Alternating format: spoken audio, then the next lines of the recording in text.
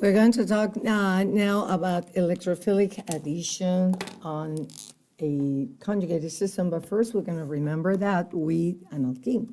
Specifically, we're going to be adding HBr. That's an electrophilic addition. So here your nucleophile are going to be the pi electrons at the double bond. And from what we learned in the previous course, so what we know is that pi electrons acting here as nucleophile. Well, this is actually not acting as nucleophile. It's acting as a base. So this is proton transfer step. So this will be your bronze tellurate base, and that's your acid. Now, what is the product of that? This addition happens in Markovnikov fashion, producing, because that way we will make the more stable carbocation. So if you add the H at the end, this is the carbocation that you form, and then from that you have bromide,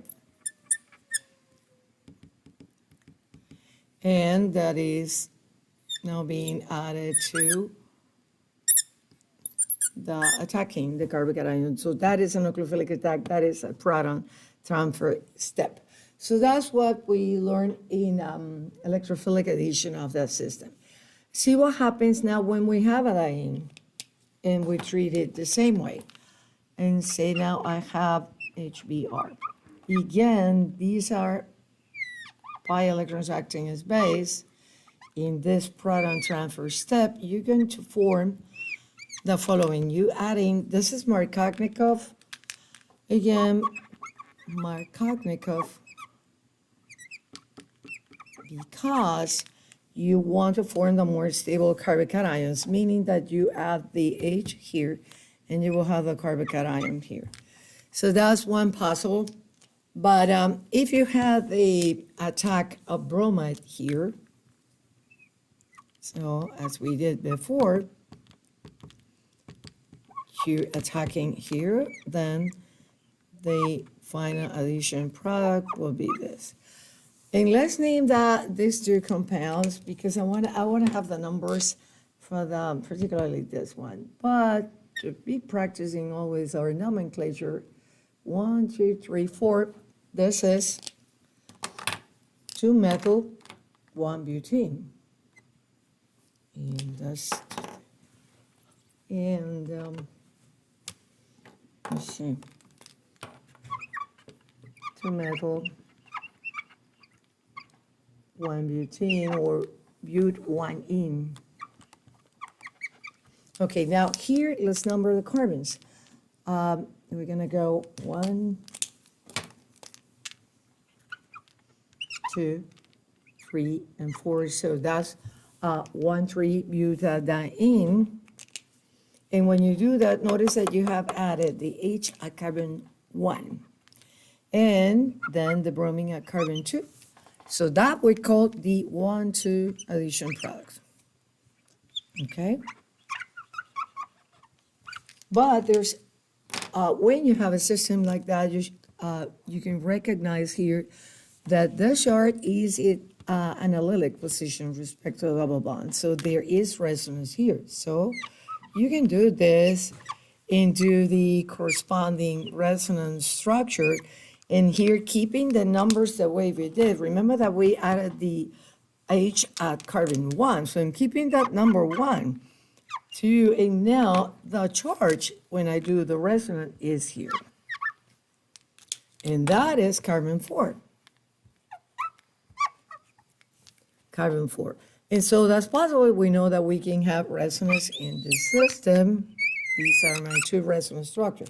Now, if bromide attacks this carbocation, the other product that you form will be attaching the bromine there. So this structure is the same. And I'm going to have bromine. And so let's see the numbers again. So that was carbon 1 when I added the H, 2, 3, and 4. Now the H and the Br have been added in 1 and 4. So we say this is the 1,4 addition product. Okay, that will be important. Now, product. So these two are possible. And what is interesting in this reaction is that one product is favored under kinetic conditions, and we call that the under kinetic control. And the other product is favored under thermodynamic conditions, typically higher temperatures.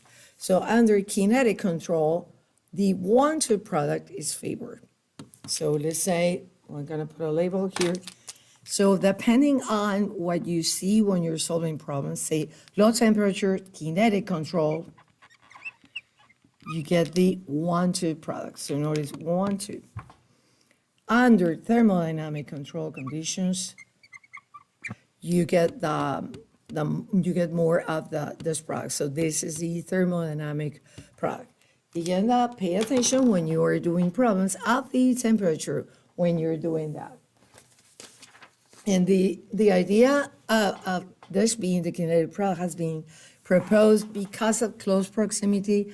Once the H has been added here, say the bromide is kind of close, so that is immediately attacking in that place. So because of close proximity.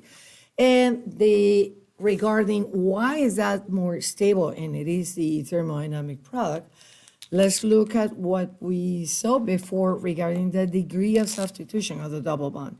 If you see this alkane here, it is mono-substituted. That's, and this is, notice at each of the carbon at the double bond, we have one substituent. So that is di-substituted alkene, and it's more stable than this, which is mono-substituted. So here we have the explanation why. This is more stable, so the thermodynamic product, and this is the kinetic product. So again, solving problems, look at the conditions of the reaction. If it says thermodynamic or kinetic control, check out the temperature.